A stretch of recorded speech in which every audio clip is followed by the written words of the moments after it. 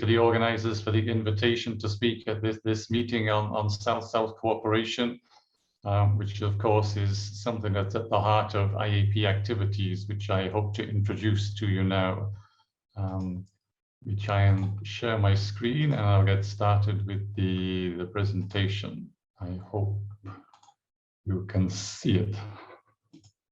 Maybe you can give me a thumbs up if everybody can see that now. Okay, so I'm going to talk about, like I said, the InterAcademy Partnership and especially Academies of Science and South-South cooperation. I'm going to base it a little bit on this paper that we published a few years ago in the journal Science and Diplomacy, Academies of Science as Key Instruments of Science Diplomacy, which I think is a key concept that I don't think has been mentioned yet specifically in this meeting, but of course it's been alluded to sort of many times, you know, also with regards to vaccine diplomacy and the work of ANSO and so on. So let me just confirm to you, probably what you already know, that Academies of Science are typically independent organizations that commit to the role of advancing science and evidence in policy making. By definition, they are merit-based, with their members, the individual scientists selected from the leading scientific minds within a country or region. And as such, they are viewed at home and abroad as places where scientific excellence across disciplines is represented.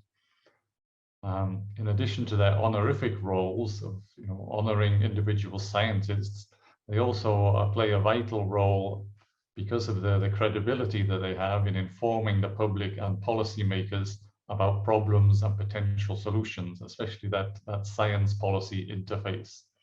And the credibility comes because of not only the excellence of the members and their scientific experiences, but also from the freedom from vested political and commercial interests. And just as each academy in their own sort of national environment represents an authoritative voice, the unified voice of academies within regions and globally can have a great impact at international level. So IAP itself, we have 146 member academies, the Academies of Science, Academies of Medicine, and we have one Academy of Engineering from China. We work also through 4 regional networks, IANAS in the Americas, ISAC in Europe, NASAC in Africa, and ASA in Asia. And I'm pleased to see that following my presentation, I think Professor Hunkonu will give some further information on NASAC and the work that's done on the African continent. We have a General Assembly every 3 years, and the last one, we agreed with our member academies to support these 4 main strategic priorities in our strategic plan. I won't go into them right here, but I'm going to touch on each one as I go through the following slides. But before there, just a note that I sort of cross-checked, if you like, the membership of IAP and COMSATS. And I know we do have one member in common, which is the Royal Scientific Society of Jordan. And COMSATS also has a representation in Ghana, which is a country that as yet does not have an Academy of Science. And maybe Professor Hunkonu will touch a little bit on that and efforts to build or establish academies in African countries where they don't yet exist.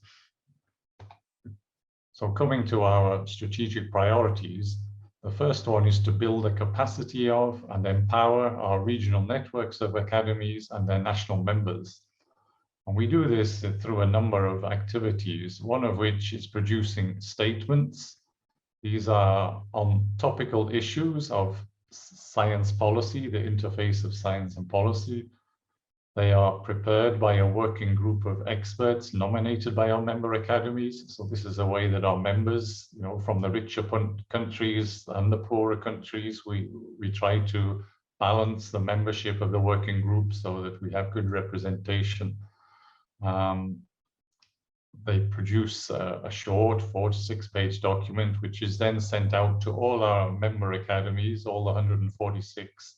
And we only release these documents once they are endorsed by the majority of our members. So there's two ways here for academies to get involved. One is by nominating experts to the working group, and the second by the endorsement of the final statement itself. You can see we have 2 released so far this year, and there's a third one coming in the next couple of weeks. Sort of be no surprise as it touches on the issue of climate change and in and run up to the COP meetings that are happening in the UK later in the year. Another example of this building the capacity and empowering the academies is this food and nutrition and agriculture project that we ran between 2015 and 18. It was run through 4 regional working groups. So each of those working groups produced a report. And as you can imagine, food security and agriculture are very different in the 4 regions.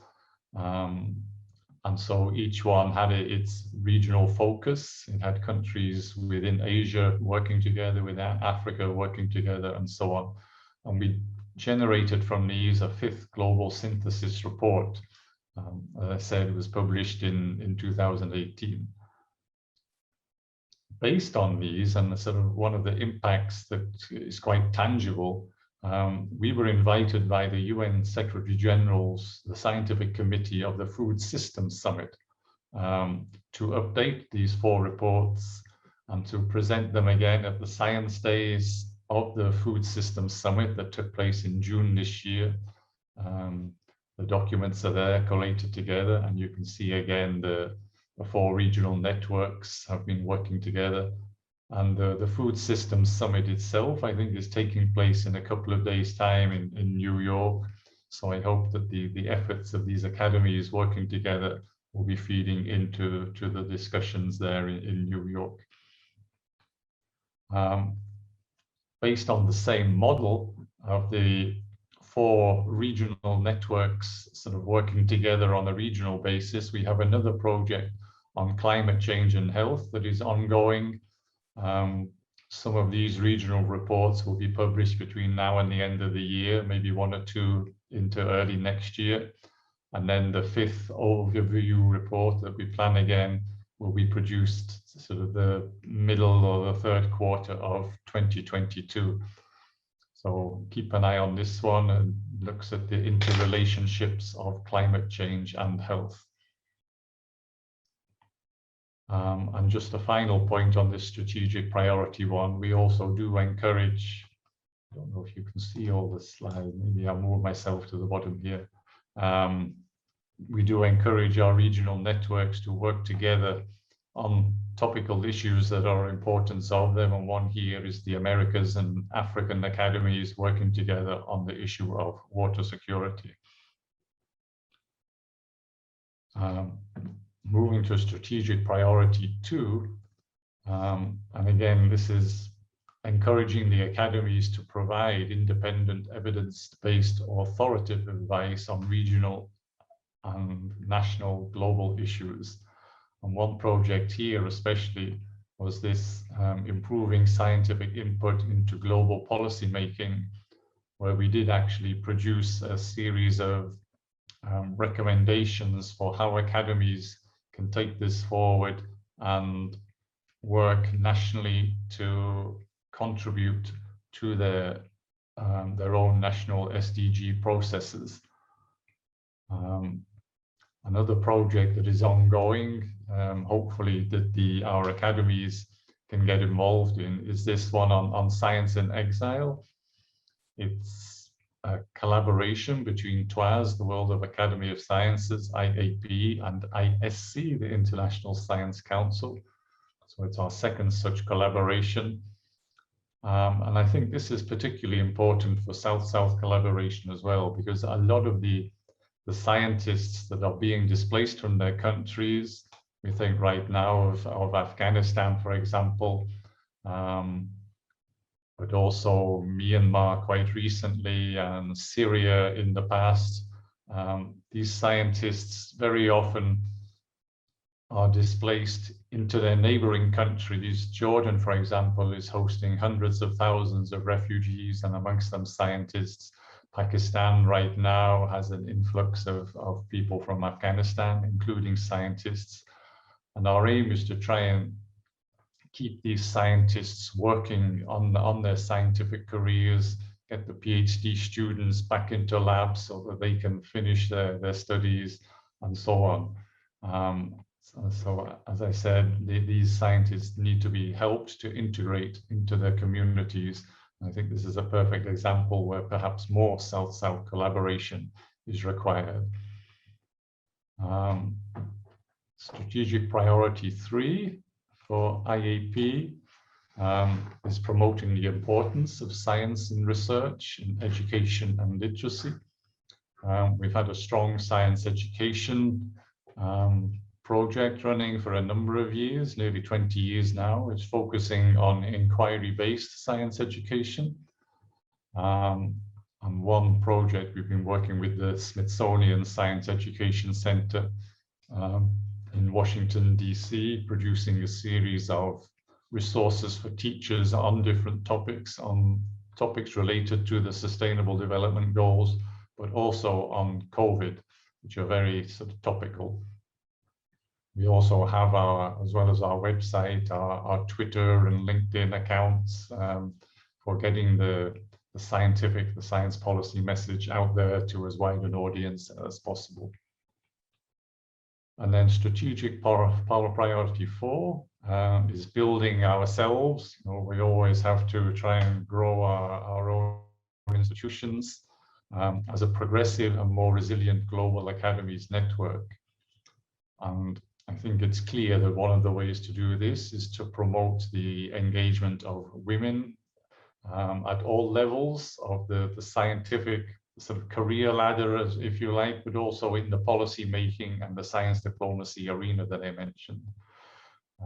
Next week, we will be releasing this report. It's a study, a survey of women in academies of science and in scientific unions carried out by Gender Insight, IAP, and ISC.